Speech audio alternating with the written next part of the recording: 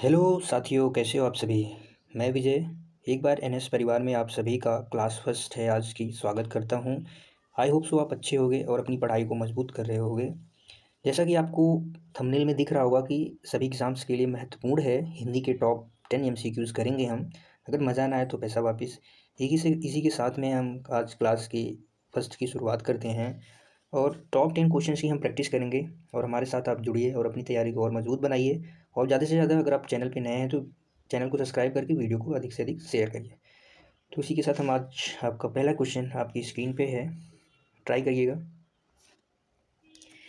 पहला क्वेश्चन है हमारा, हिंदी किस भाषा परिवार की भाषा है। आपके सामने है पहला क्वेश्चन, हिंदी किस भाषा परिवार की है। ऑप्शन है द्रविड़, ऑस्ट्रिक भाषा, चीनी तिब्बत भाषा, भारूपी भाषा। हिंदी भाषा परिवार हमारी भारूपी भाषा परिवार की है। भारूपी भाषा परिवार की है। भारूपी भाषा परिवार की है। भारूपी भाषा परिवार विश्व का सबसे बड़ा भाषा परिवार है। विश्व का सबसे बड़ा भाषा परिवार। इसके कुछ फैक्ट्स हम समझ लेते हैं जिससे कि हमें आगे हेल्पफुल मिले। सबसे बड़ा भाषा परिवार है, विश्व का सबसे बड़ा भाषा है, जिसे बोलने वालों की संख्या सर्वाधिक है। सर्वाधिक संख्या में लोग इसे बोलते हैं। इसके अंतर्गत यूरोप, ईरान और उत्तर भारत की कई भाषाएं आती हैं। इसके अंतर्गत कई भाषाएं आती हैं। कई भाषाएं इस भाषा के अंतर्गत आती हैं और हिंदी भाषा का विकास भारूपी भाषा से हुआ है। नेक्स्ट क्वेश्चन है आपके सामने, हिंदी की विशिष्ट बोली ब्रज भाषा किस रूप में सबसे अधिक प्रसिद्ध है। हिंदी की विशिष्ट बोली ब्रज भाषा जो है, ब्रज भाषा, ये ब्रज भाषा सबसे अधिक प्रसिद्ध है। इसका उत्तर होगा हमारा काव्य भाषा। ब्रज भाषा काव्य भाषा और भक्ति साहित्य के रूप में सबसे अधिक प्रसिद्ध है। जो ब्रज भाषा है ये भक्ति साहित्य और काव्य भाषा दोनों के लिए सबसे अधिक प्रसिद्ध है। इसी के साथ अगला क्वेश्चन हमारा है, हिंदी दिवस किस दिन मनाया जाता है। हिंदी दिवस किस दिन मनाया जाता है। हिंदी दिवस के बारे में हम कुछ फैक्ट्स जानेंगे। हिंदी दिवस प्रत्येक वर्ष 14 सितंबर को मनाया जाता है, क्योंकि 14 सितंबर 1949 को भारत की संविधान सभा द्वारा हिंदी को देवनागरी लिपि के साथ भारत की आधिकारिक राजभाषा के रूप में स्वीकार किया। इसलिए प्रत्येक वर्ष हिंदी दिवस 14 सितंबर को मनाया जाता है। ठीक है साथियों। अब अगला क्वेश्चन है, नेक्स्ट क्वेश्चन हमारे सामने है 4th नंबर का, हिंदी की आदि जननी है। हिंदी भाषा की आदि जननी यानी हिंदी का उत्पन्न किससे हुआ है, ये हमें जानना है कि हिंदी भाषा का उत्पन्न या जन्म या विकास किससे हुआ है। हिंदी भाषा का विकास क्रम हम सबसे पहले जानते हैं। विकास क्रम हिंदी भाषा का विकास क्रम में सबसे आता है वैदिक संस्कृत।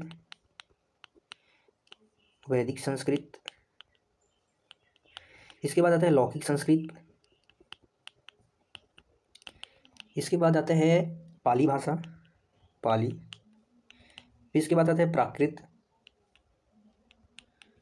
इसके बाद आता है अपभ्रंश। इसके बाद आता है अवहट से हमारी हिंदी भाषा का विकास हुआ है। तो इसका आंसर हो जाएगा आदि जननी कौन है, संस्कृत भाषा हिंदी भाषा की आदि जननी कही जाती है, क्योंकि हिंदी भाषा आदि जननी संस्कृत भाषा है। जो संस्कृत भाषा सबसे प्राचीन भाषा परिवार है। सबसे प्राचीन भाषा अगर पूछा जाए कौन सी है तो संस्कृत भाषा है जो सबसे प्राचीन है। और हिंदी का विकास क्रम है वैदिक संस्कृत, लौकिक संस्कृत, पाली आएगा, फिर प्राकृत आएगा, फिर अवहट आएगा, अपभ्रंश के बाद अवहट आएगा। ठीक है साथियों। अगला क्वेश्चन है, नेक्स्ट क्वेश्चन साथियों, अगर थोड़ा सा आज क्लास पहला दिन है तो थोड़ा बहुत दिक्कत आ रही है जो लिखने में और थोड़ा सा बोलने में, तो साथियों आप सहयोग करेंगे तो बेस्ट होगा और आपको क्वेश्चन मिलेगा, आप क्वेश्चन को समझेंगे, मज़ा आएगा। ठीक है साथियों। क्वेश्चन नंबर 5 है हमारे सामने आपकी सभी समक्ष। क्वेश्चन नंबर 5 है, किस तिथि को हिंदी को राजभाषा बनाने का निर्णय लिया गया था। हिंदी को राजभाषा बनाने का निर्णय कब लिया गया था। हिंदी को राजभाषा बनाने का निर्णय 14 सितंबर 1949 को लिया गया था। क्यों लिया गया था, क्योंकि 14 सितंबर को राष्ट्रीय हिंदी दिवस मनाया जाता है? क्योंकि इसलिए निर्णय लिया गया था क्योंकि यह हिंदी भाषा के महत्व को बढ़ावा देने के लिए इसका निर्माण किया गया था। ठीक है साथियों, प्रत्येक वर्ष 14 सितंबर को हिंदी दिवस मनाया जाता है और संविधान सभा ने देवनागरी लिपि के साथ भारत की आधिकारिक भाषा यानी हिंदी को राजभाषा घोषित किया था 14 सितंबर 1949 को। ठीक है साथियों, अगला क्वेश्चन, संविधान के अनुच्छेद 351 में किस विषय का वर्णन है? अनुच्छेद 351 में किस विषय का वर्णन है मेरे प्यारे साथियों? इसका आंसर आप सोचेंगे, समझेंगे और देंगे। इसका आंसर आपको बताना है कमेंट बॉक्स में, आप इसका आंसर देंगे। हम जानते हैं हिंदी के लिए भाषा के संबंध में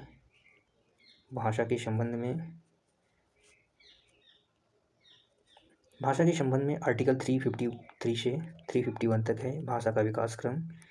मार्कर नहीं चल रहा है यार। ठीक है साथियों, इसका आंसर आपको कमेंट में देना है। ठीक है साथियों, अगला क्वेश्चन,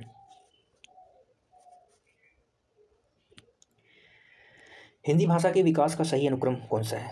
ये क्वेश्चन ऑलरेडी हो चुका है। क्वेश्चन नंबर हमारा 4 नंबर का क्वेश्चन है, इसमें विकास क्रम की बात हमने करी थी। सबसे पहले आता है हिंदी का विकास क्रम कौन सा है। सबसे पहले हिंदी का विकास क्रम हमें बताना है। सबसे पहले क्या आएगा? प्राकृत के बाद सबसे पहले हमारा क्या आएगा? संस्कृत आता है। संस्कृत के बाद पाली के बाद प्राकृत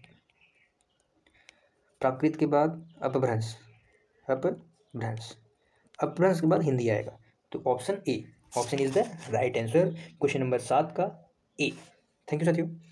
और इसके बाद क्वेश्चन नंबर 8 है। क्वेश्चन एकदम मज़ेदार है साथियों, सपोर्ट कीजिएगा और क्वेश्चन आप बनाने की कोशिश करिएगा। क्वेश्चन नंबर 8 है हमारी स्क्रीन पर, दक्षिण भारत हिंदी प्रचार सभा का मुख्यालय कहाँ स्थित है? हेडक्वार्टर हमें बताना है दक्षिण भारत हिंदी प्रचार सभा का। सबसे पहले बताएंगे इसकी स्थापना किसने करी थी। इसकी स्थापना एम के गांधी के द्वारा, मोहनदास करमचंद गांधी, महात्मा गांधी के द्वारा इसकी स्थापना की गई थी। यह संगठन दक्षिण भारत के गैर हिंदी भाषी लोगों के बीच हिंदी साक्षरता को बढ़ावा देने का इसका उद्देश्य था कि जो दक्षिण भारत के लोग हैं उनमें हिंदी भाषा के प्रति मतलब साक्षरता जो है हिंदी भाषा के लिए मतलब उसमें रुचि पैदा करना। इसी भावना से महात्मा गांधी जी के द्वारा चेन्नई में इसका मुख्यालय है। यह जो है दक्षिण भारत हिंदी प्रचार सभा है, इसका मुख्यालय चेन्नई में महात्मा गांधी के द्वारा इसकी स्थापना की गई थी और हिंदी साक्षरता को बढ़ावा देने के लिए। अगला क्वेश्चन है 9, किस रचना के बारे में प्रसिद्ध है कि इसे पढ़ने के लिए बहुत से लोगों ने हिंदी सीखी? ये अपने आप में एक टॉप क्वेश्चन है, आज का कह सकते हैं क्वेश्चन ऑफ द डे है। क्वेश्चन ऑफ द डे कह सकते हैं इसको। हिंदी भाषा का क्वेश्चन ऑफ द डे आप पहली बार देख रहे होंगे। क्वेश्चन ऑफ द डे बहुत देखा होगा, मैथ के, रीजनिंग के, बायो के, मैथ साइंस के, लेकिन हिंदी का क्वेश्चन ऑफ द डे है। इसके बारे में जानेंगे। चंद्रकांता के लेखक हैं बाबू देवकीनंदन खत्री।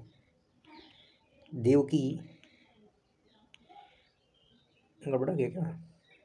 देवकी नंदन है साथियों, मिस्टेक हो गई यार। देवकी नंदन खत्री है। इनका एक ये उपन्यास है देवकी नंदन का। कैसा कहा जाता है कि लाखों लोगों ने हिंदी सीखी इस उपन्यास को पढ़ने के लिए, क्योंकि यह उपन्यास सबसे लोकप्रिय रचनाओं में से एक है जो 1888 से 1892 ईस्वी में के बीच में लिखा गया था। इसके बीच में ये लिखा गया था। सबसे लोकप्रिय रचनाओं में से एक है जिसे पढ़ने के लिए ऐसा माना जाता है, इसे पढ़ने के लिए लाखों लोगों ने हिंदी भाषा सीखी है। इसकी विशेषता, इस बुक की विशेषता यह है कि यह अपनी रहस्यमयी और रोमांचक कहानियों के लिए प्रसिद्ध है।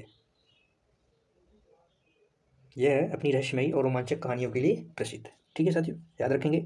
अगला क्वेश्चन है, आज का लास्ट क्वेश्चन और अंतिम क्वेश्चन है, कोर्ट मार्शल किस विधा की रचना है? विधा मतलब समझते हैं, जैसे कि विधा का मतलब होता है कि जैसे जब कोई रचनाकार रचना करता है, जैसे नाटक हो गया, क्या नाटक है, क्या उपन्यास है, क्या कहानी है, क्या है? कोर्ट मार्शल की हमें बताना है क्या है। कोर्ट मार्शल क्या है? नाटक है, उपन्यास है। विधा का मतलब किस प्रकार की रचना है, नाटक या उपन्यास, कहानियात्मक कथा के माध्यम से बताएंगे आप। कोर्ट मार्शल का मतलब होता है न्यायिक जांच। साथ ही थोड़ा सा दिक्कत आएगी क्योंकि हाथ से लिखने में हो रहा है, तो अभी पेन नहीं है, मार्कर के माध्यम से थोड़ा सा अच्छे से लिखने की कोशिश करेंगे, आपको समझाने की कोशिश करेंगे साथियों। हमने अपनी तरह से कोई भी कसर नहीं छोड़ी और अपडेट देता रहूँगा साथियों, और अच्छे से समझाने की कोशिश करूँगा। ये आज का अंतिम क्वेश्चन है और हम समझेंगे कोर्ट मार्शल किस विधा की रचना है। कोर्ट मार्शल एक क्या है, नाटक है। इसमें न्यायिक जांच के बारे में बताया गया है। स्वदेश दीप का नाटक है ये। स्वदेश दीपक है या दीप नहीं, स्वदेश दीपक का ये नाटक है, इनके द्वारा रचना की गई है इसकी। यह नाटक भारतीय समाज की जाति वर्ण व्यवस्था, जो यह नाटक की विशेषता क्या है, इस नाटक की विशेषता क्या है, जो समाज में सामाजिक तौर पे जो जाति वर्ण व्यवस्था की कूट सच्चाई है, न्याय और मानवता पे प्रश्न उठाती है और उसके बारे में पूरा उल्लेख है इसमें, उसके बारे में सवाल पैदा करती है, जवाब सवाल इत्यादि। ये महत्वपूर्ण नाटक है और ये स्वदेश दीप के द्वारा रचना की। तो साथियों अब बताएंगे कि हमारी क्लास कैसी लगी। अगर क्लास अच्छी लगी हो तो वीडियो को शेयर करना, सपोर्ट करना साथियों। उसके बाद हम आपके साथ जुड़ेंगे, डेली आप हमारे साथ प्रैक्टिस कर सकते हैं, ज्वाइन कर सकते हैं। क्वेश्चंस कैसे लेवल थे आप कमेंट में बताएंगे साथियों, और डेली आपके साथ 10 क्वेश्चन की प्रैक्टिस हम करेंगे, अच्छे क्वेश्चंस की, जो हर एक एग्ज़ाम्स के लिए महत्वपूर्ण है, ठीक है साथियों, मिलते हैं अगले वीडियो में, तब तक के लिए बाय बाय।